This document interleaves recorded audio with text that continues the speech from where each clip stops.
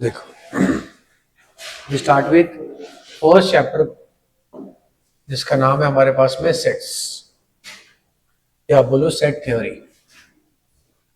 ये जो topic connection में चलने वाले हैं वो है सेट्स, फिर रिलेशंस एंड देन फंक्शंस। तो हम लोग जो है चैप्टर नंबर 1 and 3 जो है वो कंटिन्यूशन में पढ़ेंगे। We have done first second chapter हम लोगों ने कर लिया था लॉगरिथम्स वाला, तो हम फर्स्ट और थर्ड चैप्टर को जो है कंटिन्यूशन में चलाने वाले हैं। अभी सेट जो वर्ड है हमारे पास में, इसका मतलब क्या होता है सबसे पहले इंपॉर्टेंट। अभी जैसे मैंने बोला कि अपने पास में सिर्फ और सिर्फ एक बास्केट के अंदर फ्रूट्स रखे और एक बास्केट के अंदर वेजिटेबल्स रखे, तो अगर मेरे पास कोई भी कुछ अगर ला करके देगा फ्रूट या वेजिटेबल, तो हम क्या करेंगे, फ्रूट वाले को फ्रूट के बास्केट में रखेंगे, वेजिटेबल वाले को वेजिटेबल के बास्केट में रखेंगे। तो बेसिकली हम कर क्या रहे, हम एक सेट बना रहे। किसका सेट बना रहे? फ्रूट्स का। एक अलग से सेट बना रहे किसका? वेजिटेबल्स का। तो हमें अगर कोई भी सिमिलर टाइप की चीजें हैं या हम लोग कोई चीजों को डिफाइन कर सके और फिर उनको जो है कलेक्ट करके एक जगह पे पूरा टेबल फॉर्म या एक लिस्ट फॉर्म या कुछ एक रूल फॉर्म कुछ भी बना के अगर डिफाइन कर सकते हैं तो उसको हम बोलेंगे सेट। तो इसका सबसे इंपॉर्टेंट है डेफिनेशन। सेट का मतलब क्या है, डिफाइन कैसे करते हैं? It is A well defined collection of data.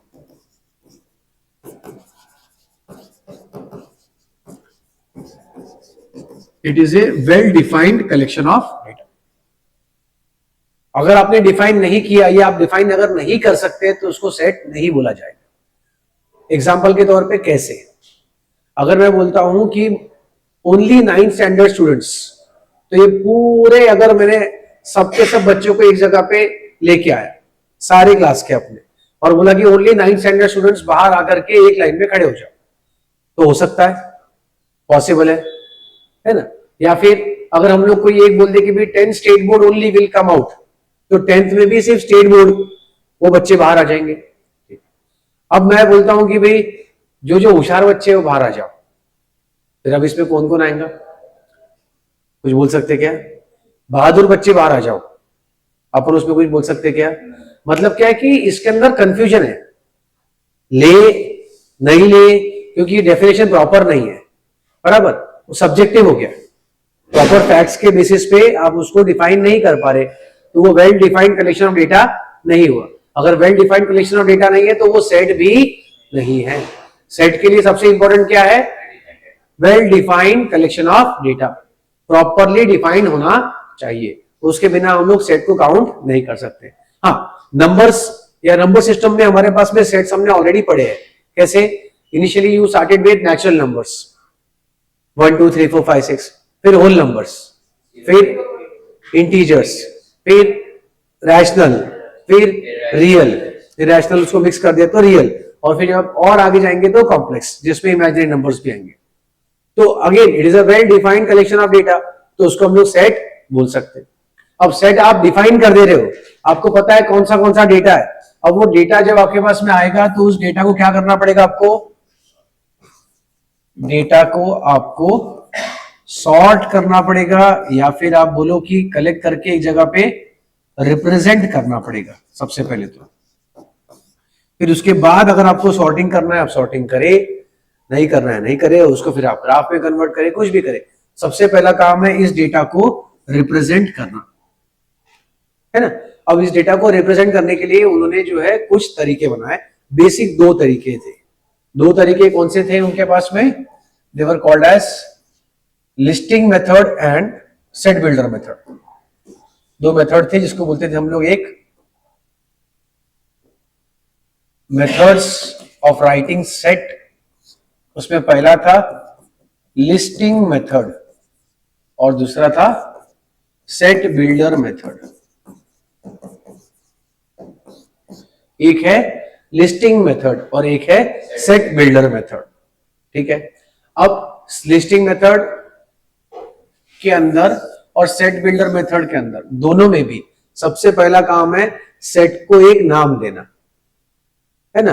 कोई एक सेट को अगर आप रिप्रेजेंट कर रहे हो तो उस सेट को जब आप नाम दोगे, so name of set is alphabet, is alphabet in capital. मतलब कोई भी एक सेट है तो उसको ई बी सी डी लेकिन कैपिटल्स के फॉर्म में लिख करके ही आप उसको लिखेंगे, है ना। लिखते चलो, इसके अंदर थ्योरी काफी है लिखने के लिए हमें। सेट, रिलेशन, फंक्शन, तीनों भी चैप्टर्स जो है इसमें थ्योरेटिकल अंडरस्टैंडिंग काफी है। चैप्टर्स है बहुत इजी, बट अंडरस्टैंडिंग जो है बहुत बेसिक बेसिक लेवल अंडरस्टैंडिंग है। ये समझ लो आपका ये एकदम बेस हो जाता। और 10th के बाद में आप जब भी 11th 12th में जाओगे तो कुछ भी लोगे, साइंस लो कॉमर्स लो, ये 3 टॉपिक्स ऐसे हैं जो आपको हर जगह पे काम में आने वाले।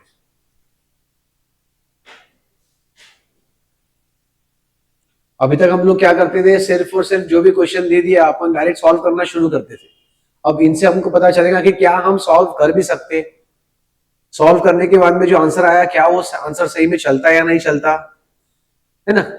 जो हम लोग करते थे क्वाड्रेटिक के अंदर बोलते थे कि भाई नेगेटिव आंसर नहीं चलता, तो वो जो है वो इसमें हम लोग सीखेंगे आगे कि भाई उसका सेट क्या है, value of set of the questions and value of set of the answers, उसके भी दोनों के दोनों सेट के अंदर आना चाहिए वो।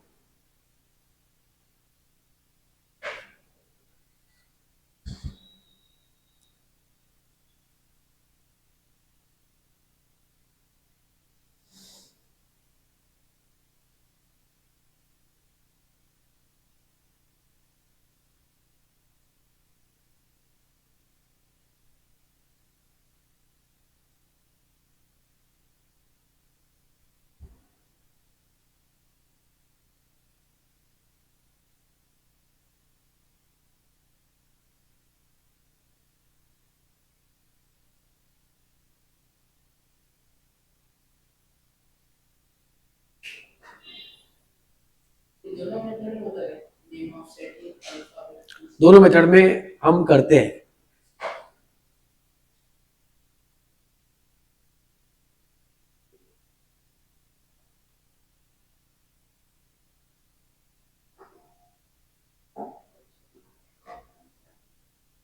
कुछ क्वेश्चंस भी देखेंगे तो समझ में आएगा एक दो कि क्या अपन बता रहे हैं, क्या बोलने की कोशिश कर रहे हैं, है ना। आपको जो बुक में दिया हुआ डेफिनेशन है वो भी एक बार में बता देता हूं। ये लिख लिया, देखो क्या बोला है। definition of a set is a well defined collection of objects. The objects in a set are the elements or the members of the set. A collection is said to be well defined if there is no confusion in deciding whether an object belongs to the collection or not.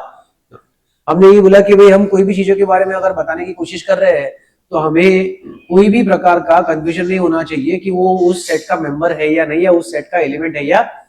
जैसे हम लोग group बनाते, group के अंदर जो है कुछ rules रहते अपने कि भाई ये ग्रुप के अंदर आना है तो आपको ऐसा ऐसा होना चाहिए, तो हम वो ग्रुप का मेंबर उसको बना सकते हैं या नहीं बना सकते उसके ऊपर डिपेंड करता है ना। वैसे ही हमारे पास में सेट के लिए कोई भी अगर आप डेफिनेशन कर रहे हो, उसका रूल बना रहे हो, तो कोई भी कंफ्यूजन नहीं चाहिए कि वो एलिमेंट या वो मेंबर उसके अंदर आ सकता है या नहीं। जैसे एग्जांपल लेते अगर अपन, तो देखो मिलेगा कैसा। मान लो मैंने बोला सेट ऑफ वॉवेल्स,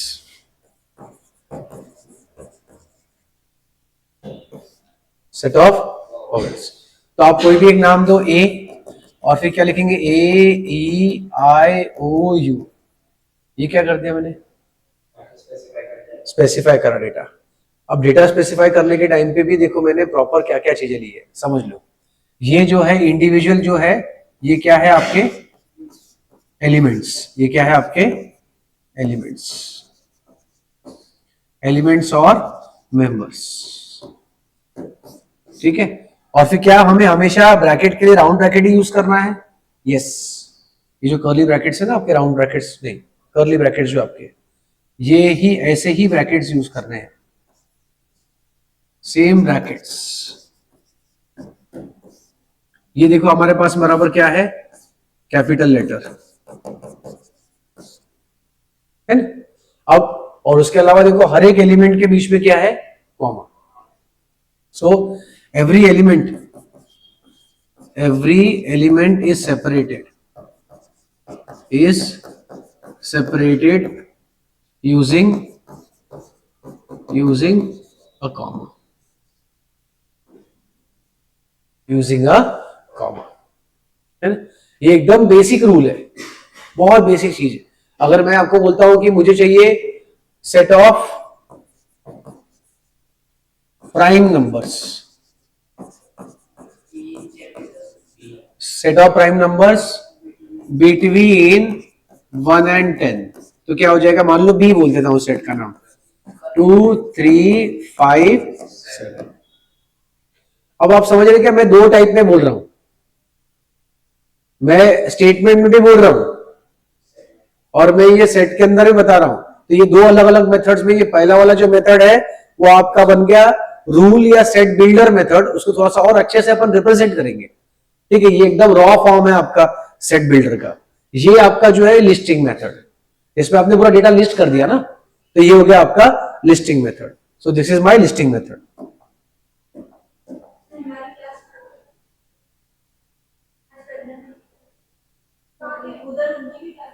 नहीं,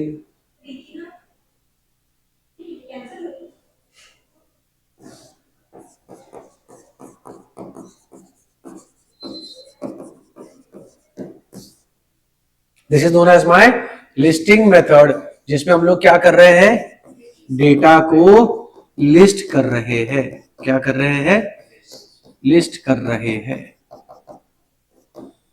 डेटा को लिस्ट कर रहे हैं विथ इंडिविजुअल एलिमेंट और individual members of the set being separated by a small comma, है ना। इक्वल टू मतलब कि वो मेंबर है उस सेट का। कैपिटल लेटर बता रहा है कि वो सेट का नाम क्या है ना। तो हम लोग सेट को डिफाइन करने के लिए सबसे पहले तो अपना जो भी रूल है वो ध्यान में रखेंगे, तो उसको ध्यान में रखते हुए कौन से मेंबर्स हम लोग ले सकते हैं वो सारे मेंबर्स उसके अंदर लेंगे और फिर बाद में एक सेट बनाएंगे, है ना। अब कोई मुझे बोले कि भाई एक टॉसिंग अ कॉइन, उसका सेट बनाओ, तो क्या क्या आ सकता है, हेड या टेल। रोलिंग अ डाइस, उसका सेट बनाओ, क्या क्या आ सकता है, 1 2 3 4 5 6। तो ये कैसे हो गया कि ये हमको उसके बारे में बता रहे, और ये बताने के बाद हमको पता चल रहा है कि it is a well defined collection of data, और उसके अंदर मैं बराबर उसको दे सकता हूं। तो इस टाइप में मैं सेट को पहले डिफाइन करता हूं, है ना। लिख लो, एग्जाम्पल्स लिख लेंगे। हाँ, डेफिनेशन लिखा ना अपने पहले स्टार्टिंग में, हाँ तो अभी लिख ले। वैसे अपने डेफिनेशन स्टार्टिंग में लिख लिया है, वही था, a well defined collection of data लिखा था अपन, यहाँ पे उन्होंने ऑब्जेक्ट्स बोला, बात एक ही है।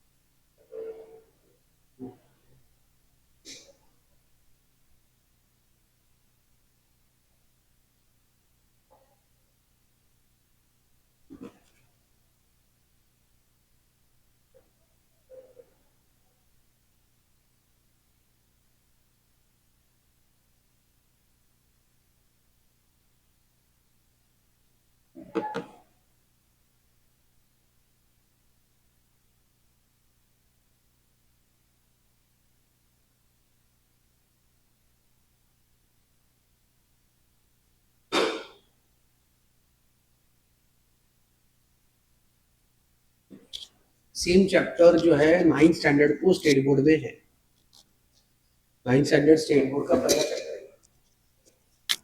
यस, तो आप लोगों को जो भी टॉपिक्स दिए हैं ना एडवांस मैथ्स में, they are basically more easier, क्योंकि आपका जो 11th का एकदम बेस और इजी टॉपिक्स है वो दिए, और ये अगर अपने वो थोड़ा बहुत ध्यान में रहा तो भी अपने लिए आगे बहुत फायदेमंद रहेगा। क्यों, क्योंकि जब आप 11th में जाओगे तो ये टॉपिक्स बहुत हड़बड़ी में होने वाले हैं, उनको इतना समय उनके लिए देना पॉसिबल नहीं है जितना आज हम देने वाले हैं।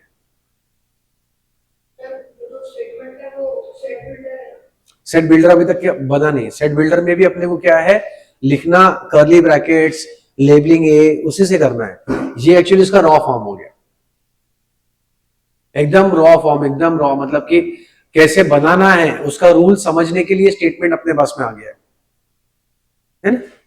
अभी ये अपने को अगर सेट बिल्डर मेथड के अंदर जाना रहेगा तो कैसा करेंगे, अपन कुछ एग्जांपल्स लेंगे तो ध्यान में आएगा अपने को। उसके भी कुछ रूल्स है, जैसे इसके रूल में क्या बताया अपन ने, लिस्टिंग में आपको हर एक डेटा को लिस्ट करना है, बीच में सिंगल सिंगल कॉमा से उसको सेपरेट करना है, कर्ली ब्रैकेट्स बनाने हैं, कैपिटल लेटर लिखना है, बीच में इक्वल टू का साइन देना है। तो ये आपका जो है सेट का पूरे पूरे डेटा को लिस्ट करने का तरीका हो गया।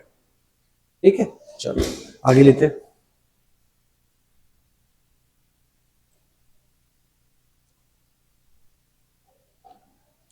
इसी को लिस्टिंग मेथड को ही जो है रोस्टर मेथड बोलते हैं, roster form. One method of writing set is to list all the elements of the set within braces separated by commas. For example, set of vowels in English alphabet is written as V, A, E, I, O, U. Sets are denoted by capital letters. ये हम लोग already पढ़ लिए। फिर इसके बाद में आता है another method called as listing method के बाद set builder method। क्या बोलते हैं हम लोग उसको, set builder method। अब ये set builder method में क्या होता है, in this method we specify the elements by its description. All the elements of the set possess a single common property which no element outside the set possess. Simple भाषा में आप एक group के नियम डिफाइन कर रहे हो, है ना। वो नियम जो फॉलो करेगा वो ही उस ग्रुप में आ सकता है, उसके बिना वो उसके अंदर आ नहीं सकता है।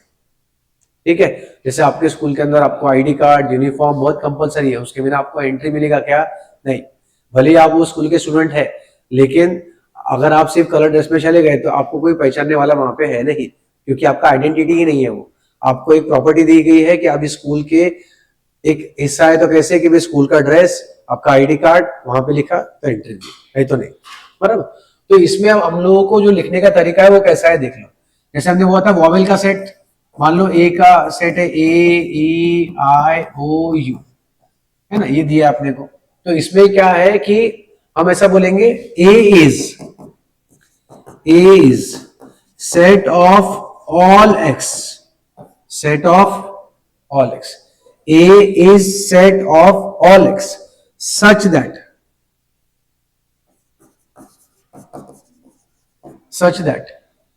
x is a vowel in English alphabet.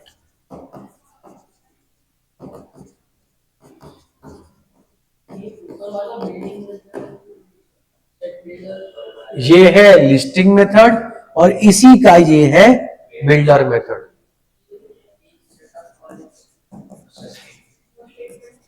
ये जो नीचे मैंने लिखा है ना, ये कैसे उसको पढ़ेंगे आप, अनुवाद है उसका, ट्रांसलेशन है ना, कि A is a set of all x such that x is vowel in English alphabet. मतलब क्या, ये जो यहां का भाग है ना, ये आपका प्रॉपर्टी वाला भाग है। प्रॉपर्टी बोलो या रूल बोलो, जो आप बताने वाले हैं वो, ये जो भाग है आपका, ये हमेशा कॉमन रहने वाला है। इतना जो पार्ट है आपका, ये हमेशा क्या रहेगा, कॉमन रहेगा। तो सेट बिल्डर में आपको ये बोलना है कि भाई ए मेरा एक सेट है इस तरीके का कि उसमें कोई भी एक एलिमेंट जो है वो एक्स अगर मैं मानता हूं तो वो एक्स कैसा होना चाहिए, तो ऐसा होना चाहिए। यस, एक्स के ऐसे सारे वैल्यूज जो इस प्रॉपर्टी को या रूल को फॉलो करते हैं। ये है आपका लिस्टिंग मेथड और रोस्टर मेथड, बराबर। तो आपको अगर लिखना है तो आप इससे भी लिख सकते हैं, इससे भी लिख सकते हैं। कभी कभी इससे लिखना हमारे लिए फायदेमंद होगा, कभी कभी इससे लिखना हमारा फायदेमंद है। नंबर अगर ज्यादा बन गए अपने पास में तो फिर लिखने के लिए फिर कहीं पे अगर जरूरत नहीं है लिखना, सिर्फ ये स्टेटमेंट से हमारा काम हो जाता है, तो हम लोग चल सकते हैं। जैसे अगर मैं मान लो 2 डाइस को रोल करता हूं, 36 आउटकम्स आते हैं टोटल, बराबर। अब वो पूरी लिखते लिखते तो बहुत टाइम लगता, तो हम क्या बोल सकते हैं, A set of all x such that x is sum of the 2 faces of dice when it both of them are rolled together. हो गया, मेरा सेट बन गया, है ना, कि भाई A set of all x such that x is a card from well shuffled deck of 52 cards. नहीं तो आपको पूरे लिखने पड़ेंगे, है ना। तो ये हम लोग क्या कर रहे हैं, वही जो पहले बताया था, well defined collection of data. तो उसके अंदर हमारे पास में अब ये है वेल डिफाइंड कलेक्शन के लिए वो जो हम लोग नॉर्मल स्टेटमेंट्स में लिख रहे थे कि भाई एक्स इज अल्फाबेट, उसी को अपन ने एक रूल बना के लिख लिया। और हम लोग चाहते कि इसके अंदर कहीं पर भी कुछ भी मिस ना हो। जैसे B is a set of all x such that x belongs to natural number and 2x minus 3 equals to 1। अब इसका मतलब क्या है, इसका मतलब ये है, ये जो है इसको बोलते हैं बिलोंग्स टू। क्या बोलते हैं इसको? तो मैं क्या बोल रहा हूं कि x जो है वो ऐसा है जो नेचुरल नंबर को बिलोंग करता है और इस इक्वेशन को सेटिस्फाई करता है, बराबर। अब यही क्वेश्चन को थोड़ा सा चेंज करके मैं +3 कर देता हूं, तो अब क्या होगा, 2x plus 3 is equals to 1, तो 2x is equals to -2, x equal to -1। क्या ये वैल्यू इस सेट का एलिमेंट बन सकता है? नहीं बन सकता। आएगा समझ में, है ना। हमने क्या करा, इक्वेशन सॉल्व कर सकते आप, उसका आंसर भी आ रहा, लेकिन मुझे नहीं चलता। आएगा समझ में? हाँ बिल्कुल, है ना। कोई बिजनेस कर रहा, वो पैसे कमा रहा, वो उसे घर में लेके जाता, मेरे काम का कुछ भी नहीं, बराबर। वो उनके लिए बराबर है। ये इक्वेशन एक सेट है जिसमें से आपको कुछ सॉल्व करने के बाद आंसर मिलेगा, लेकिन जरूरी नहीं है कि किसी और के लिए अगर वो सही है तो वो हमारे लिए काम में आए। हमारे लिए भले गलत ना हो, लेकिन अपने काम में आए, जरूरी है क्या? नहीं। लिख लो।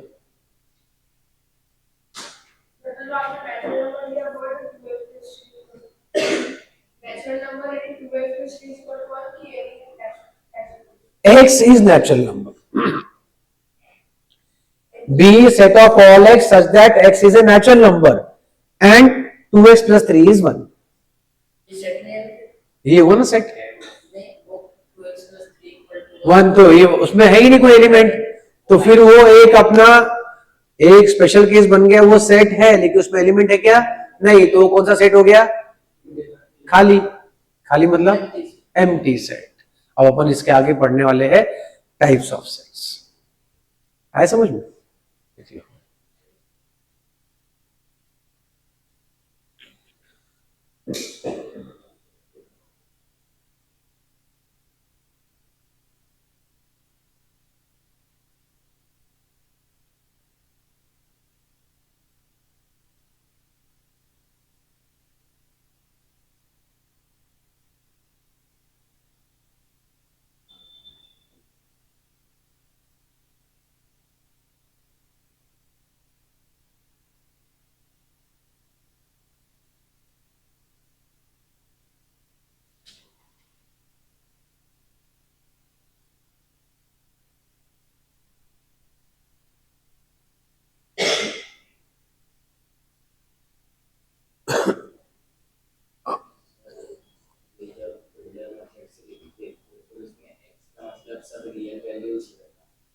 जो जो पॉसिबल वैल्यूज, रियल भी नहीं बोलूंगा मैं अभी। हाँ हाँ भाई, जो भी उस मेंबर, उस ग्रुप का मेंबर बन सकता है वैसा। अब उसके अंदर क्या क्या पॉसिबल है वो देख रहे हैं अपन। सिचुएशन क्या है और आप क्या डिफाइन कर रहे हो उसके ऊपर सब कुछ डिपेंडेंट है, इसलिए आपको डिफाइन प्रॉपर करना है। जैसे मैंने यहाँ पे सारे कंडीशन देके डिफाइन किया। अगर मैं ये कंडीशन नहीं देता तो मेरा x का वैल्यू -1 आता, तो मेरे पास सेट में एक एलिमेंट होता जिसका वैल्यू होता -1। यस,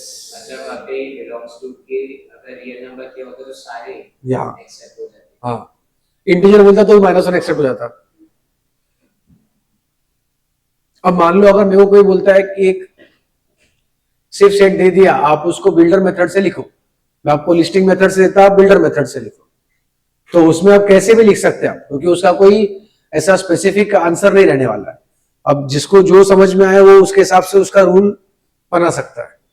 जैसे बोल दिया कि x is equal to braces में 1 और -1, तो क्या लिख सकते हैं बताओ?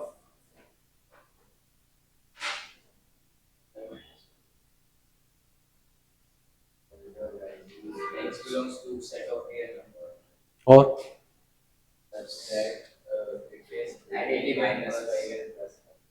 नहीं, -5 +5 में तो -4 भी आ गया, -3 भी आ गया, -2 भी आ गया, सिर्फ 1 और -1 ही चाहिए मुझे। ऐसा कौन सा हम लोग कुछ एक रूल या इक्वेशन बना सकते हैं जहां पे 1 और -1 दोनों सेटिस्फाई हो जाए?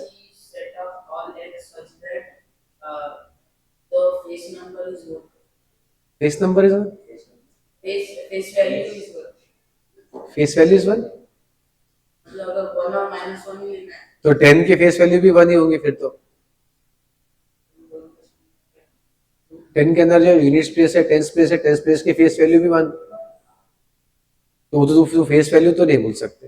हाँ, एक चीज है जिसको मैं बोल सकता हूँ, ये ऐसे ही पूरा लिखूंगा मैं, समझ में आया तो बताना। आप ये कर चुके हैं, ऐसा कुछ नहीं है, कोई नया मैं बताने वाला नहीं हूं, इसमें मैक्सिमम चीजें आप जो कर चुके हैं वही बताऊंगा मैं अब एक इक्वेशन फॉर्म करूंगा इसमें, B set of all x such that x belongs to, natural number नहीं बोल सकता हूं क्योंकि हमारे पास में 1 और -1 दोनों लेना है हमें, आय पकड़ लो, such that x square is equal to,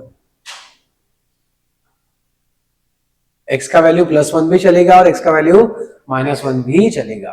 आए क्या समझ में?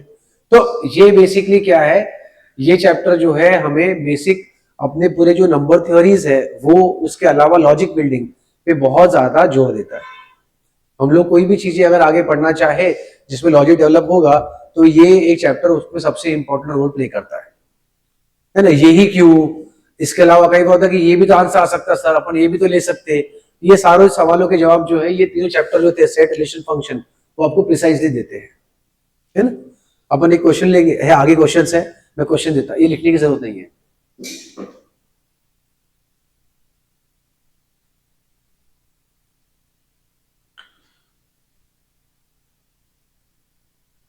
ठीक है, इसके क्वेश्चन दूंगा मैं और आपको। अभी सिर्फ अपन देखते हैं क्लासिफिकेशन ऑफ सेट्स, या वेरियस टाइप्स ऑफ सेट्स कौन से। उसमें सबसे इंपॉर्टेंट है finite and infinite. Finite set का मतलब क्या होगा? देखो मतलब क्या है इनका कि ये सेट है, मतलब एलिमेंट्स है जिनको हम डिफाइन कर सकते, लेकिन कुछ होंगे फाइनाइट, कुछ होंगे इनफाइनाइट। फाइनाइट मतलब जिनको हम लोग काउंट कर सकते हैं, यस, स्पेसिफाइड रेंज है उसका। इनफाइनाइट में we can not count. Example के तौर पे क्या दे सकते हैं हम लोग? एग्जाम्पल के लिए A is set of all x such that x belongs to natural number and x is less than 10. x belongs to natural numbers and x is less than, आप वर्ड फॉर्म में लिख सकते हैं x is less than 10। इसमें सबसे important है कि आप ये यूज कर लो, बिलोंग्स टू वाला साइन जो है वो हमारे लिए जो एक एक करके धीरे धीरे एक बहुत बड़े सेट में से इतना पार्ट हो गया, फिर इसमें से और छोटा पार्ट हो गया, फिर उसमें से और छोटा पार्ट हो गया, मतलब आपको कितना उसको फिल्टर करके लाना है वो आप बताओ ब्रॉडर कंसेप्ट पे से। अब इनफाइनाइट सेट में बोलेंगे तो क्या आएगा? Example n is set of all x such that x belongs to natural numbers. बताओ, नेचुरल नंबर्स का सेट बोलूंगा तो इनफाइनाइट का हो जाएगा। अब मैं बोलता हूं कि भाई मेरे पास में एक set of people in a village, बोलो फाइनाइट के इनफाइनाइट? फाइनाइट सेट, ये काउंट कर सकता ना मैं उसको। अब set of lab instruments in school,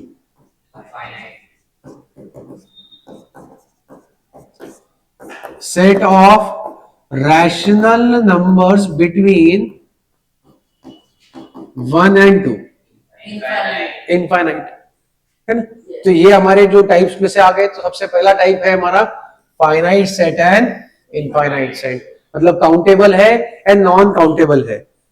फिर उसके बाद दूसरा सेट आएगा, दूसरा टाइप आएगा, वो होगा एम्प्टी सेट और नल सेट।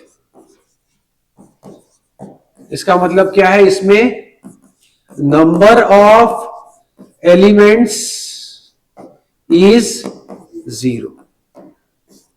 वो सेट के अंदर एलिमेंट्स कोई भी नहीं है। रिप्रेजेंट कैसे किया जाएगा उसको, a इज इक्वल टू ऐसा खाली सेट, उसमें कुछ है ही नहीं, या फिर a इज इक्वल टू 5। ये दोनों भी उसके तरीके हैं रिप्रेजेंट करने के। इसका मतलब क्या है, नल सेट और एम्प्टी सेट। इसका भी मतलब क्या है, नल सेट और एम्प्टी सेट। क्लियर है। फाइ करके PHI लिख लो। फाइनाइट सेट लिख लेंगे, इनफाइनाइट सेट लिख लेंगे, एम्प्टी सेट और नल सेट लिखेंगे।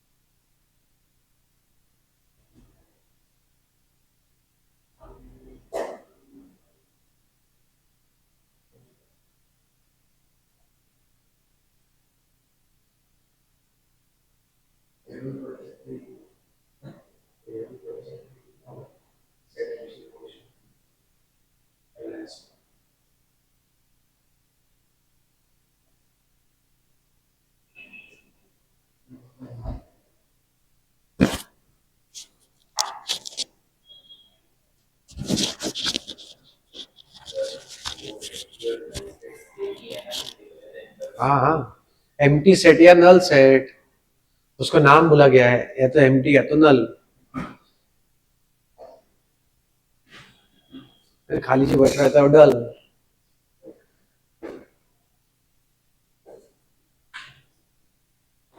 कुछ एग्जांपल्स का कुछ क्वेश्चंस लेंगे अपन, तो ध्यान में आएंगे अपने को। आप मुझे बताना फिर कि वो एम्प्टी सेट है या नहीं है, या फाइनाइट सेट है या इनफाइनाइट सेट है। जो 3 टाइप के सेट्स हम लोगों ने अभी देखे वो। लो आगे।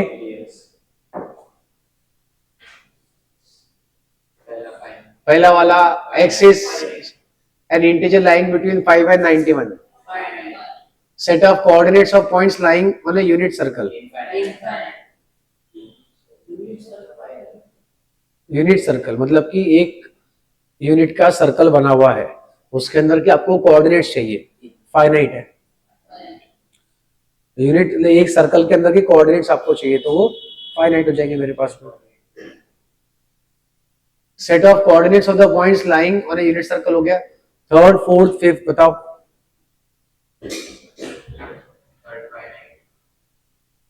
Third, fourth and fifth.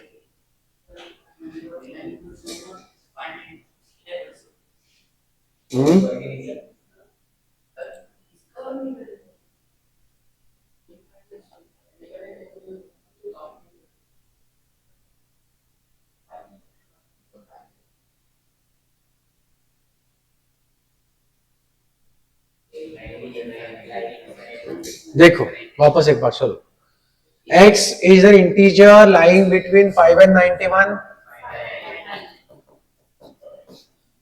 Set of coordinates of points lying on unit circle, मतलब कि अब देख लो एक यूनिट का सर्कल है, अब इसके अंदर कितने नंबर ऑफ पॉइंट्स होंगे? हाँ, तो पॉइंट्स के ही कोऑर्डिनेट्स होते हैं, तो कोऑर्डिनेट्स भी कितने होंगे? इनफाइनाइट। मैंने आपको कोऑर्डिनेट की जगह पॉइंट बोल दिया, पॉइंट की जगह कोऑर्डिनेट बोल दिया, तो आपने उसको इनफाइनाइट का फाइनाइट कर लिया। आए समझ में? इनफाइनाइट, ठीक है। x belongs to natural number x, y lies on the line 2x plus y is equal to 8, ये फाइनाइट है। देखो समझो अभी क्या है ना, आपको स्ट्रेट लाइन और नाइन्थ को जो लीनियर वाला पार्ट था वो हो चुका है। उनका ऐसा बोलना है कि इस लाइन पे x कॉमा y ऐसे पॉइंट्स है जो x belongs to natural numbers, x belongs to natural number, मतलब x का वैल्यू नेचुरल नंबर ही होना चाहिए। अब अगर x का वैल्यू मैं नेचुरल नंबर लेता हूं तो क्या क्या पॉसिबल है मेरे पास? 1 2 3 4 5 6 7 8 9 10 12 13 14 15 16, ऐसे कुछ भी ले सकता हूं मैं, बराबर। y के लिए तो उन्होंने कुछ बोला ही नहीं, इसके लिए सेट कौन सा हो गया मेरे पास? इनफाइनाइट।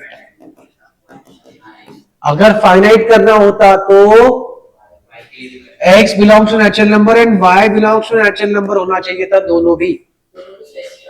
हाँ, अभी ये इसमें कैसा है हमारे पास में, ये सेट जो है ये x का बोला ना उसने, वो होना चाहिए था मेरे पास में x कॉमा y दोनों का। हाँ, अगर वो ऐसा बोलता है कि x is belongs to natural number and it is coordinate, it is a coordinate और it is a point lying on the line in which x and y both are natural number, तो वो finite set होता, क्योंकि इस equation को satisfy करने के लिए हमारे पास इनफाइनाइट नंबर ऑफ सॉल्यूशंस है। लेकिन अगर आप बोले कि x और y दोनों नेचुरल नंबर होने चाहिए तो फाइनाइट नंबर ही होंगे। x is the number of animals on the earth, अब number of animals on the earth आप काउंट कर सकते, finite. x is a digit on the decimal expansion of root 2, infinite. क्यों? क्योंकि क्या है वो? इररेशनल नंबर है, it is an irrational number. लिख लो एग्जांपल्स।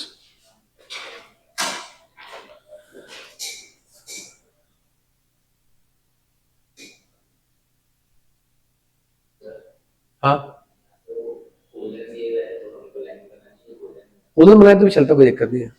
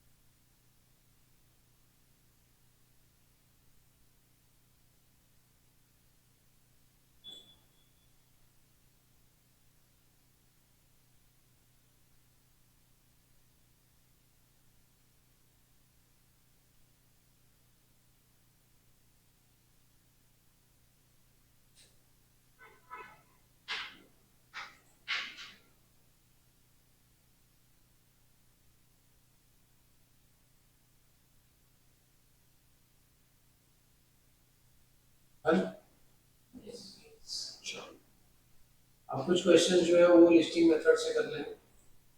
मैं आपको सेट बिल्डर मेथड दे रहा हूँ, आपको उसको रजिस्टर फॉर्म यानी कि लिस्टिंग मेथड में लिखना, दो ही देता, समझ में आ रहा है कि आपको समझ में आ जाएगा।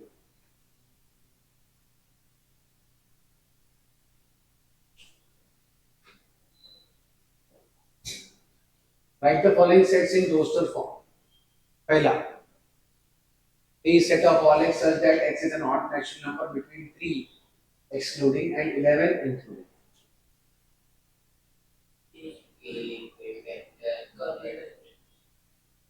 5, 7, 9, 11.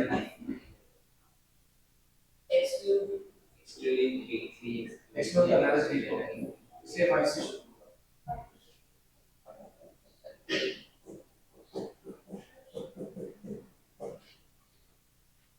ठीक है। अब ये जो हमारा है x such that under root x is a whole number less than equal to 3.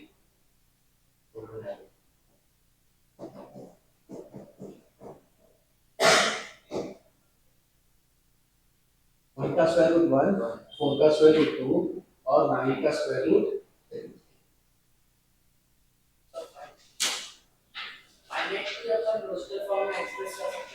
नहीं फाइंड तो नहीं कर सकते। 1 2 3 4 5 6 7 8 डॉट डॉट डॉट चलते रहेंगे, मतलब वो एंड नहीं हो रहा वैसा।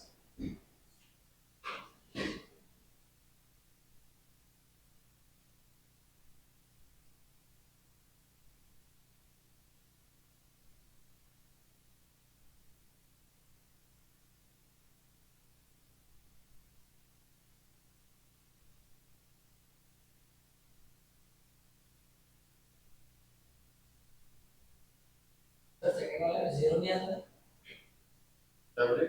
जीरो आता है, हाँ आएगा, जीरो भी आएगा। यस, जीरो के होल नंबर है ना, इससे बोला जीरो का स्क्वायर भी जीरो, जीरो का स्क्वायर रूट भी जीरो, जीरो के पावर एनीथिंग इज जीरो, इसलिए उसके पावर में जो है डिफाइन नहीं करते उसको अपन। क्या डिफाइन नहीं है? 0 रेज़ टू 0 डिफाइंड है, 1 रेज़ टू 0 डिफाइंड है, बट 0 रेज़ टू 0 डिफाइन नहीं कर सकते। 0 से डिवीजन पॉसिबल नहीं है।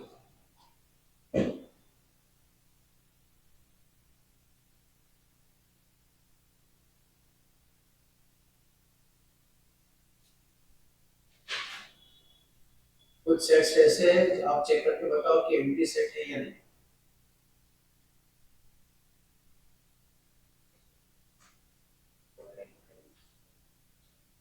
ये हो गया तो बताना।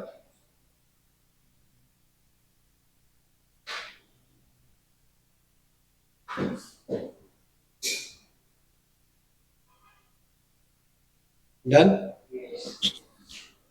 चलो अब इसके बाद के 4 क्वेश्चन से आप वापस एक बार ट्राई करें, है ना। ये लिख लिए,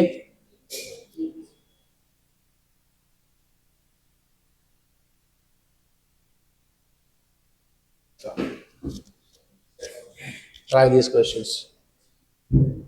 टाइम लेंगे अच्छे से, take 2-3 minutes, not more than that.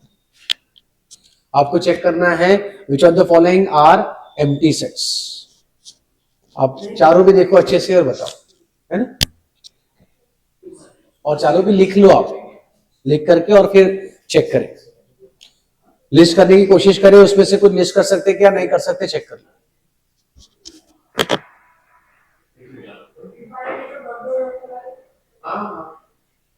अपने को एम्प्टी देखना है तो अपन इनफाइनाइट लिख लो।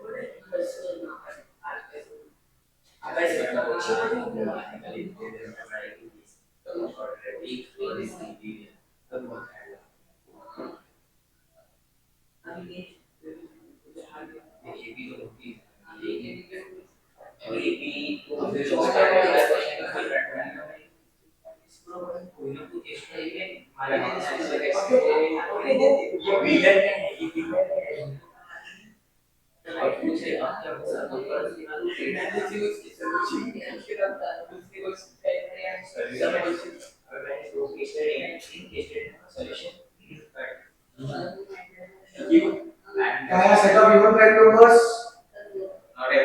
Not an empty set. उसमें कितने एलिमेंट्स हैं? एक एलिमेंट आएगी, उसको भी स्पेशल नाम देंगे हम लोग। एक एलिमेंट अगर आता है तो एक एलिमेंट को स्पेशल नाम दिया जाता है सिंगलटन सेट। इसमें क्या है, वन एलिमेंट का सेट जो होता है उसको बोलते हैं singleton set. Set of composing numbers having at most two factors.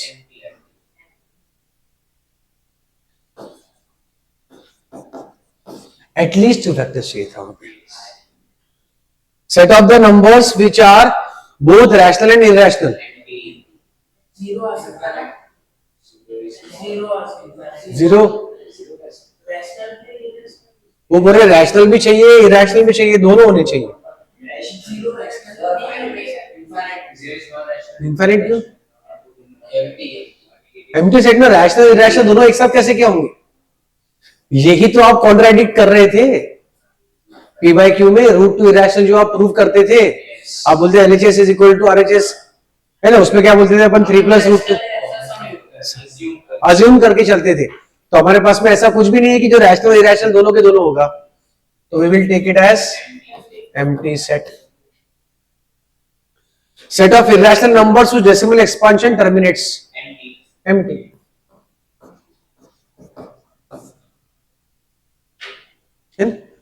ये सारे सॉल्व एग्जांपल्स है टेक्स्ट बुक के, बहुत अच्छे क्वेश्चंस लिए हैं। अब मैं वही बोल रहा कि ये चैप्टर के अंदर आपको सॉल्विंग से ज्यादा सोचना है और समझना है क्वेश्चन को।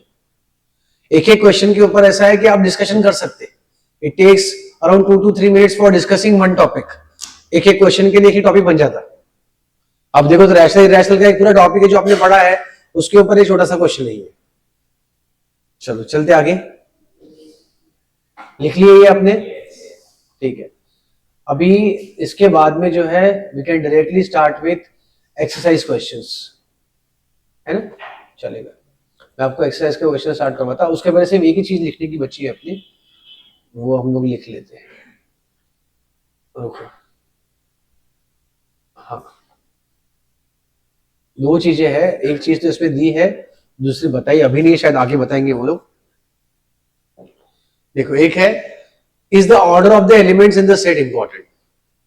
नो, रीजन क्या है उसका कि हमारे पास अगर हमने बोला कि सेट ऑफ नेचुरल नंबर्स है 10 से छोटे, तो आप 5 6 1 2 7 8 9 3 4 ऐसा कुछ भी लिखो चलेगा, मुझे ऑर्डर का कोई भी इंपॉर्टेंस वहां पर नहीं है।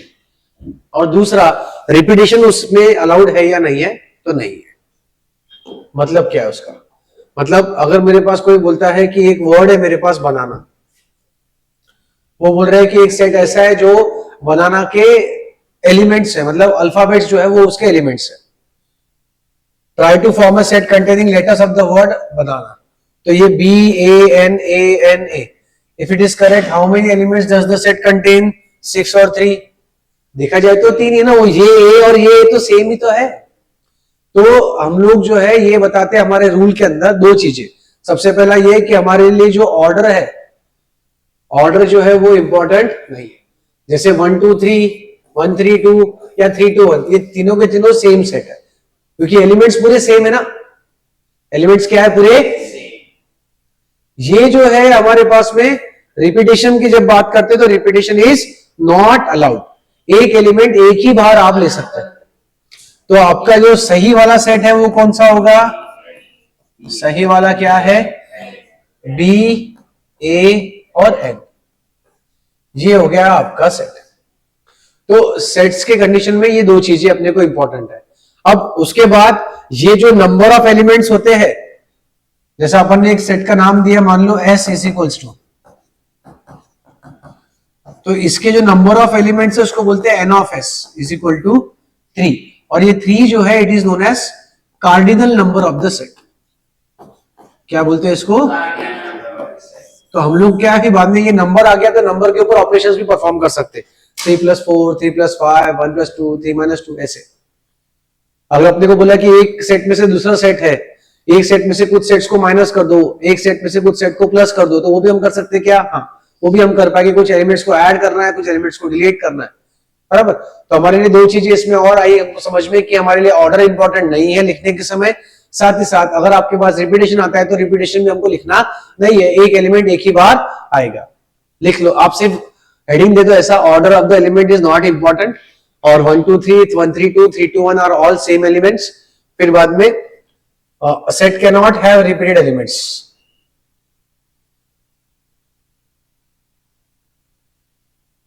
Set cannot have repeated elements, और एग्जाम्पल के तौर पे जो है वो आप बनाना को लिख लो।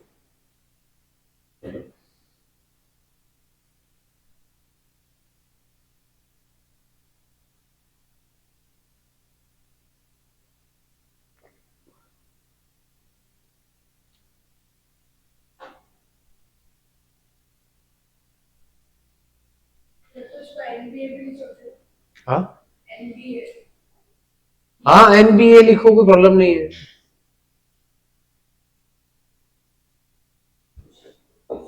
अभी तो हमने बोला उसके अंदर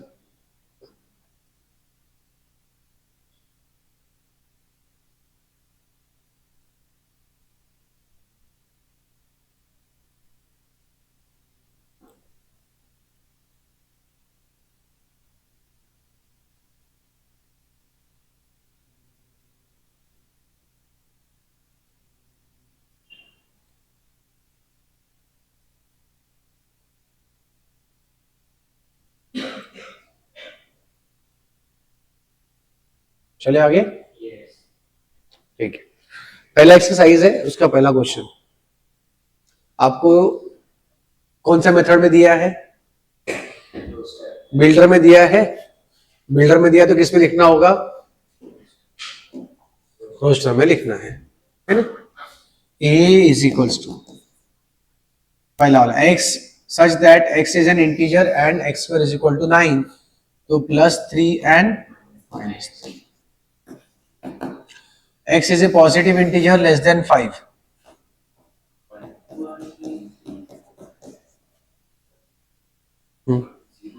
नॉन जीरो नहीं, zero is not positive non negative. अगर उसको लिखना होता तो वो बोल देता कि भाई नॉन जीरो या फिर पॉजिटिव, दोनों एक ही बात है। x is even natural number divisible by 5.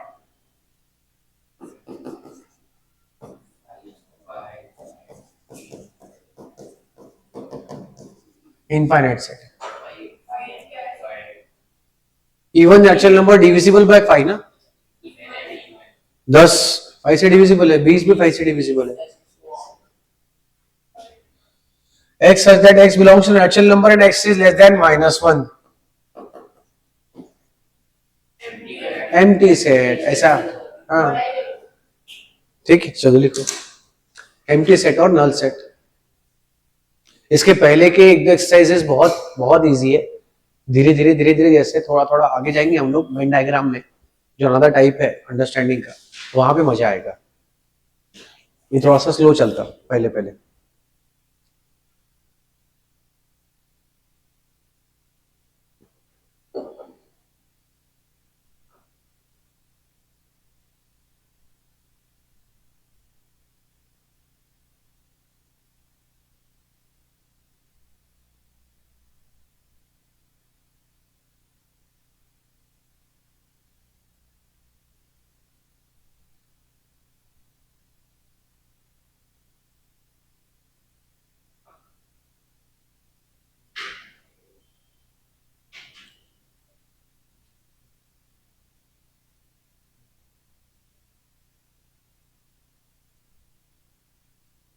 चलो अगला लो, determine which elements of the set A are natural number, whole number, integer, rational number, real number. अब पहले नेचुरल नंबर्स कौन से हैं? है क्या कोई नेचुरल नंबर इसमें? -5 भी नहीं है, -√3 नहीं है, -1/2 नहीं है, 0 भी नहीं, 2/5 नहीं, पाई नहीं, 13.4 भी नहीं, 1/3 भी नहीं, 19/2 भी नहीं। Null set. 13.4 नेचुरल नंबर कहां से आ गया बेटा? कैसे कर रहे बेटा? डेसिमल वाले नंबर नेचुरल थोड़े रहते। अब सेकेंड है होल नंबर्स। होल नंबर्स में देखेंगे तो 0 और -5 नहीं, वो तो इंटीजर्स में आएगा। इंटीजर्स के अंदर -5 आएगा, 0 भी आएगा, ठीक है। रैशनल नंबर्स में -5 भी आएगा, -1/2 भी आएगा, 0 भी आएगा, 2/5 भी आएगा, 13.4 भी आएगा, 1/3 भी आएगा, 19/2 भी आएगा। रियल में पूरा का पूरा सेट आ जाएगा, पूरा का पूरा सेट। आया समझ में? उसके लिए अपने को सेट सिर्फ लिखने हैं तो फटाफट लिख लेंगे अपन इसमें से देखकर। पहला वाला सेट तो अपना एम्प्टी सेट या नल सेट ही है। आप चाहिए तो क्वेश्चन नंबर 2 लिख सकते हैं, एक्सरसाइज 1.1 क्वेश्चन नंबर 1 था, उसके पहले का ये क्वेश्चन नंबर 2।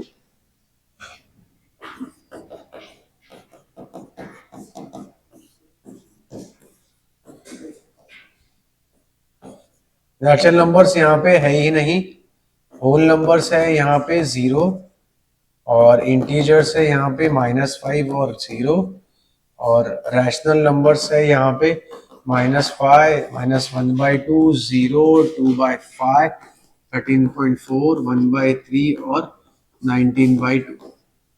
और रियल नंबर्स का जो सेट है वो पूरा ही है, -5, -√3, -1/2, 0, 2/5, पाई, 13.4, 1/3 और 19/2।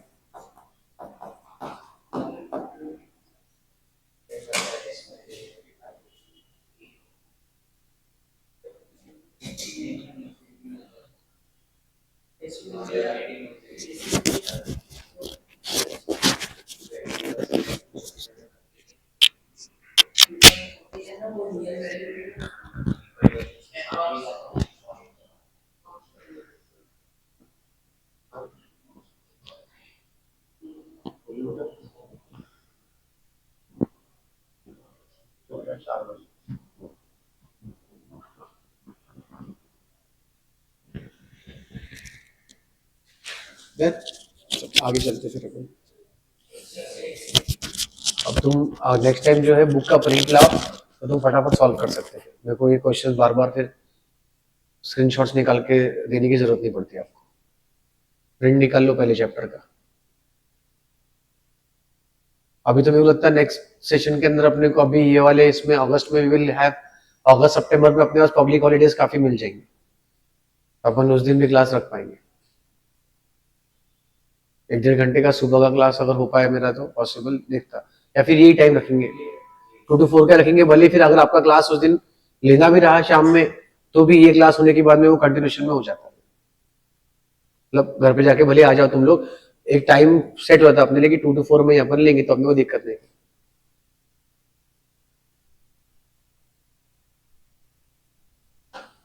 अब ये अपने को लिखना है इन रोस्टर फॉर्म,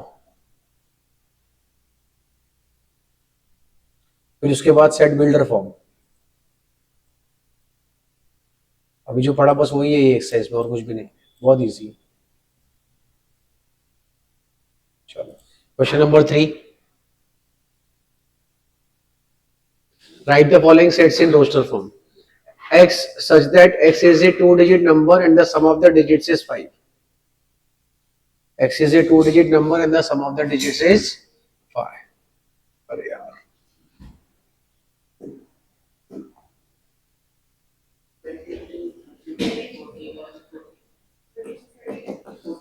1 4 14 है ना। सबसे पहले आप चलो करो 1 से,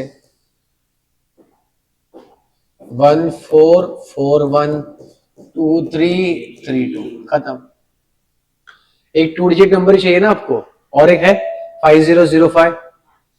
05 तो नहीं होगा पर 50 हो जाएगा।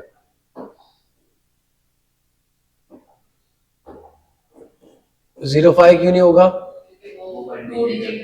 2-डिजिट नंबर ही नहीं आएगा, वो सिंगल डिजिट नंबर आएगा। ठीक है। दूसरा, x is an integer and mod of x is less than equal to 9। Mod जो होता है उसको बोलते हैं एब्सोल्यूट वैल्यू। क्या बोलते हैं?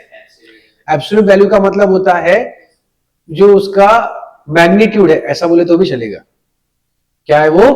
मैग्नीट्यूड। तो आप समझो जैसे -3 का वैल्यू जो होता है वो होता है +3, मॉड लगा दिया तो। लेकिन अगर मैं x का वैल्यू मॉड के अंदर रख के बोलूं 3, तो x का वैल्यू 3 भी चलता और -3 भी, क्योंकि मॉड लगाने के बाद में तो पॉजिटिव हो जाएगा वो। अब आप देखो यहाँ पे क्या बोले, हाँ लेस देन इक्वल टू 9 है बोलते।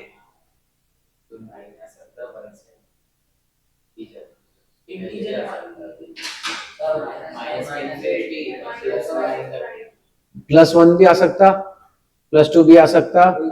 हाँ हाँ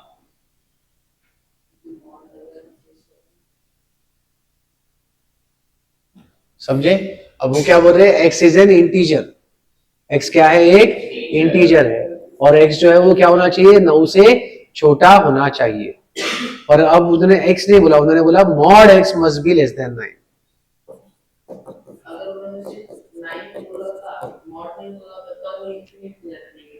हाँ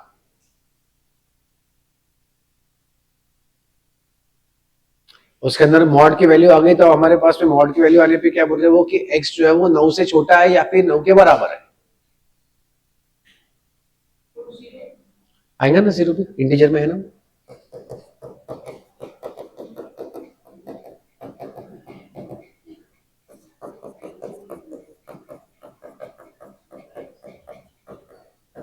-10 अगर मैंने लिया तो क्या होगा? वो पॉजिटिव बन जाएगा ना। मॉड की वजह से क्या हो जाएगा? वो पॉजिटिव हो जाएगा। मतलब आप समझो कि ये 2 लाइन नहीं होती तो इनफाइनाइट सेट था वो, ये 2 लाइन आ गई तो फाइनाइट सेट हो गया। समझे? सी वाला, x is letter from the word sweet, SWEET, ये तो कुछ है नहीं, सिंपल सा एकदम। हाँ, x such that x is equals to n plus 1 upon n, where n is a natural number, where n is a, and n is less than 6. वो उनका क्या बोलना है कि n का वैल्यू जो है वो 6 से कम है और n एक नेचुरल नंबर है, मतलब 1 2 3 4 5 n का वैल्यू चलेगा, और x का वैल्यू क्या आएगा फिर? अगर n का वैल्यू 1 लिया तो 1 plus 1 2 upon 1 2, फिर 2 plus 1 3 upon 2 3 upon 2, फिर 4 upon 3। अरे एक कम है नीचे, ऐसा करो आप, नीचे जो 1 है ना उसको ऊपर प्लस 1 करके 2 लिखा, फिर 2 plus 1 3, 3 plus 1 4, फिर 4 plus 1 5, फिर 6 हो गया। n का वैल्यू लेस देन 6 है ना, 6 नहीं ले सकते ना अपन, ठीक है, लिखो। अरे आखिरी x is a composite number है तो इनफाइनाइट नंबर्स है ऐसे।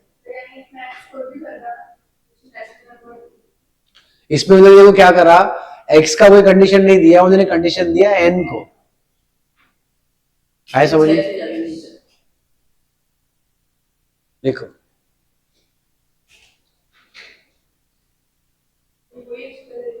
हाँ वही एक्सरसाइज 1.1 क्वेश्चन नंबर 3 था ये।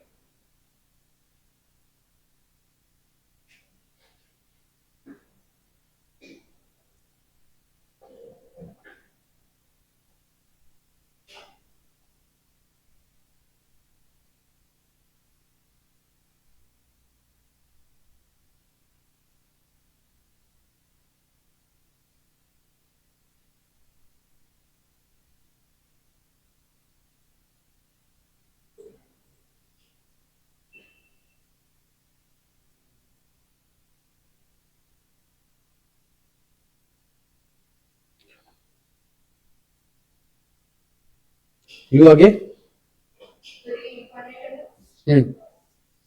इनफाइनाइट सेट, आप उसके अंदर 3 4 लिख लो और फिर उसको डॉट डॉट डॉट लगा दो, जैसे 4 हो गया, 6 हो गया, 8 हो गया, और dot dot dot composite numbers के लिए। लो आगे लिख लिया ये क्वेश्चन एकदम अच्छा था बी वाला, ये भी अच्छा था सी वाला, दोनों क्वेश्चंस के अंदर थोड़ा सा आपको समझना था कंडीशन किसको दी है किसको नहीं दी है।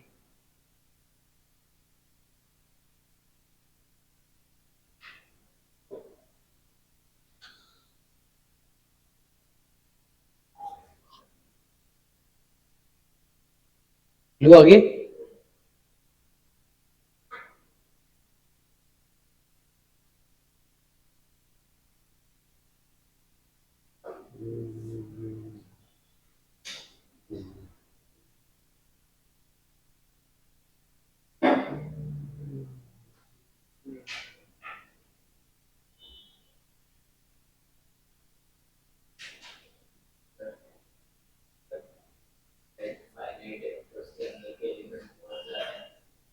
तो कैसे क्या होगा फिर वो फाइनाइट?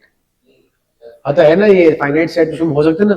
अब अगर आपको कोई बोले कि भाई एक विलेज की पॉपुलेशन, अकोला की पॉपुलेशन 20 लाख 25 लाख लोग बहुत हो गए, यादी बहुत बड़ी रहेंगी उसकी, डॉट डॉट डॉट आखिरी लिखनी डॉट डॉट खत्म। क्या नहीं तो वो उससे समझ में आता ना कहां तक के लिखना है। फाइनाइट सेट के अंदर भी वो उसी के तरह से आगे आप बढ़ते जाओ तो आपको मिल जाएगा। हाँ एक अगर इसमें लास्ट वैल्यू दिखती है तो लास्ट वैल्यू लिख लेना आपने कि वो लास्ट वैल्यू तक के ऊपर आ गए, पर यूजुअली फाइनाइट सेट आपको लिखने में ऐसा आएगा कि आप लिख पाएंगे। ठीक है चलिए आगे, सबका हो गया। चल right the following sets in set builder form.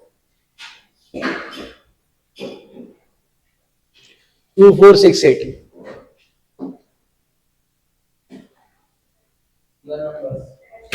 Yes.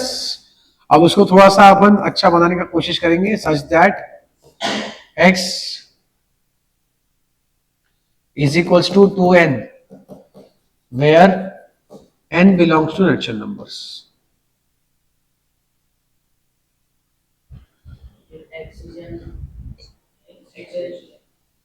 x is equal to 2n है, जिसमें n एक नेचुरल नंबर है।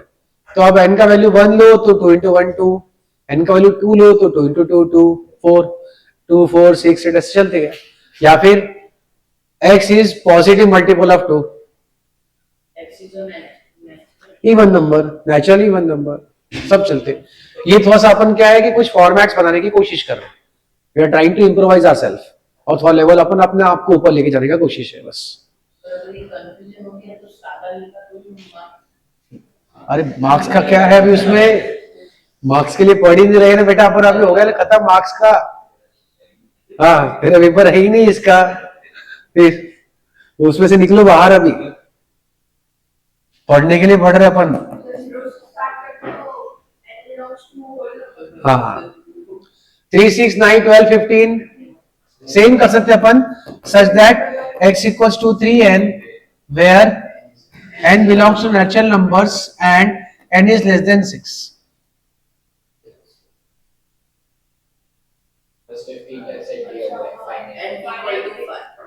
है कि नहीं, आया समझ में? 1 4 9 16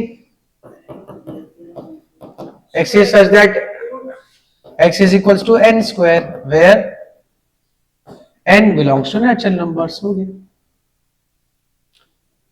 नेचुरल नंबर क्या, इंटीजर भी ले सकते हैं आप, मैं अगर बोलूं तो इंटीजर भी चलेगा क्या? आप n का कोई वैल्यू नहीं लिखा तो भी चलता, अपने को क्या ही फर्क है, अपने को फाइनल आंसर से मतलब है, अपने को इधर बहुत सारी चीजें डालने की जरूरत नहीं है, 8 9 10 11 d such that x belongs to natural numbers and x is greater than 7।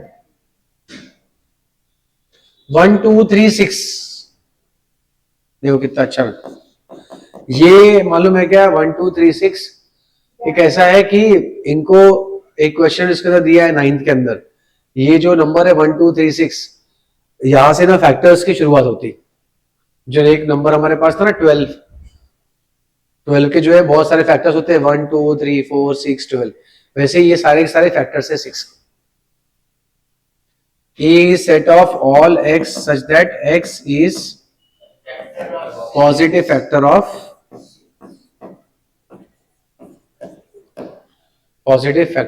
6। 6 के फैक्टर्स हो गए 1 2 3 6। तो डायरेक्ट अपने को क्या करना था, हम लोग हर एक इसमें पैटर्न पहचानने की कोशिश कर रहे थे। क्या कोशिश कर रहे थे?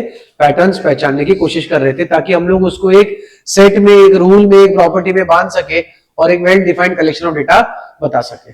लिख लो, वो बोले can 2 different sets have the same roster form? Yes definitely they can have. आप क्या सिचुएशन बोल रहे हो उसके अंदर सेम आंसर आ सकते क्या? हाँ बिल्कुल आ सकते है ना।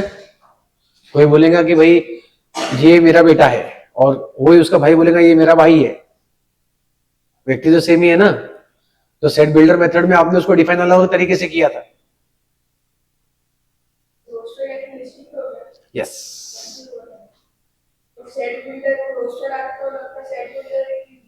लिस्टिंग मेथड समझो ना आप उसको, ऐसा कुछ नहीं। लिस्टिंग और रोस्टर सेम है, सेट बिल्डर में एक ही है, दैट इज सेट बिल्डर।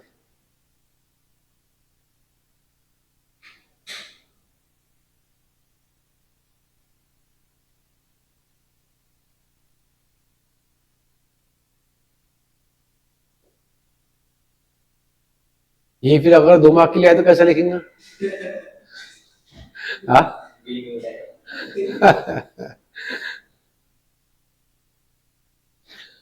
ये टॉपिक जो है आपको मार्क्स के लिए कभी भी सब्जेक्टिव में लिखने को आएगा ही नहीं जीवन में। 10th वालों को, 9th वालों को तो भले हम जो ये अगर एग्जाम देंगे तो बात अलग है, बट 10th वाले जब 11th में जाएंगे तो ये टॉपिक 11th के लिए है, और 11th का पार्ट कभी बोर्ड्स में आता ही नहीं। 11th का पार्ट सिर्फ एमसीक्यू में आता है, 11th आपको रहता ही नहीं ना, 12th के बोर्ड्स में ही नहीं आता, राइट। और मेजरली जितना मुझे अब समझ में आ रहा, जो बच्चे आगे भी अगर समझो भी जेईई और नीट के लिए प्रिपेयर करेंगे अपोला में भी, तो थोड़ा बहुत अवेयरनेस तो मैं करूंगा कि साइंस वाले बच्चे भी जो है एनआईएस की तरफ शिफ्ट हो जाए।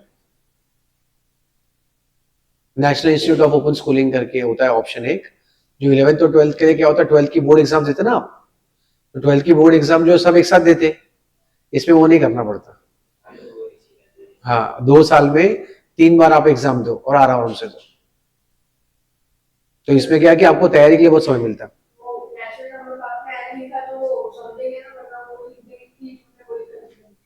नहीं नहीं, ऐसा कुछ नहीं, आपने लिखा ना वो बस। ये इसमें बिल्डर मेथड में you can consider anything you want, आप डिफाइन कर रहे हैं उसको, कुछ भी प्रॉब्लम नहीं है उसको। कैपिटल एन जो है वो एक नेचुरल नंबर के सेट के लिए प्री डिफाइंड है, उसको दिया गया है। क्यू का मतलब रैशनल नंबर से, आर का मतलब रियल नंबर से, डब्ल्यू का मतलब होल नंबर से, वो दिया है उनको। आई का मतलब integers.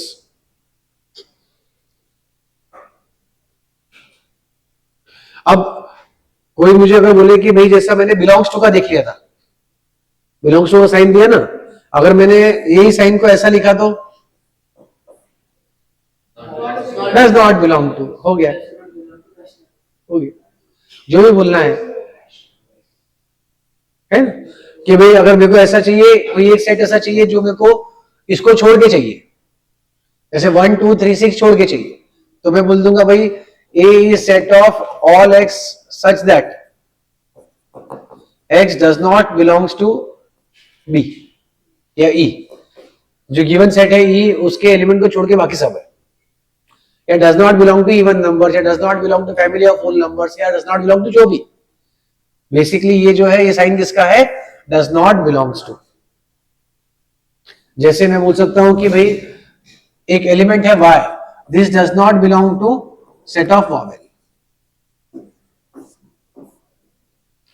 y is a consonant so it does not belong to vowels, ऐसे हम लोग बोल सकते हैं। जैसे -3 बोलूंगा तो does not belong to natural numbers, √2 बोलूंगा तो does not belong to rational numbers। तो ऐसे हमारे पास में जो है, जैसे belongs to था तो ऐसे हमारे पास में does not belong to वाला जो है, हमने सिर्फ एक नोटेशन देख लिया है। नोटेशंस में आपने देखा कि सेट बिल्डर में हम लोग किस तरीके से लिखते हैं, और दूसरा हमने देखा नॉर्मल हमारे पास में सेट बिल्डर से लिस्टिंग मेथड, लिस्टिंग मेथड से set builder method, types of sets के अंदर अपन देखा finite set, infinite set, singleton set, empty set, बराबर। एक्स लेने का बेटर रहता, आगे कुछ भी लो, ऐसा कोई जरूरत नहीं है, वाई लो। बट एक क्या वो मैथ्स में हम लोग कभी भी करते कंसिडरिंग एक्स, तो वो शुरुआत वहीं से हो गई, तो फिर हम सब में उसमें थोड़ा कंफर्टेबल हो जाते हैं इसके लिए। ठीक है, आज के लिए अपन काफी करते हैं इतना। अपन आगे जो है इक्वालिटी ऑफ सेट्स और ऑपरेशन ऑफ सेट्स जो है वो नेक्स्ट सेशन में देखेंगे। हाँ, तो तुम लोग सिर्फ एक काम करो, एडवांस वाली किताब जो डाउनलोड करके लाओ, पीडीएफ प्रिंट लाओ कल मेरे पास, मैं तुमको मार्क कर गया था क्या क्वेश्चंस करने के। हाँ, पहले ये चैप्टर का तो लाओ फिलहाल, आप तुमको क्वेश्चन चाहिए एक्स्ट्रा तो मैं मार्क करके देता हूँ क्वेश्चंस, और उसके अलावा भी कुछ क्वेश्चंस आपको प्रैक्टिस के लिए कल देता हूँ, ठीक है। हाँ, एक मिनट।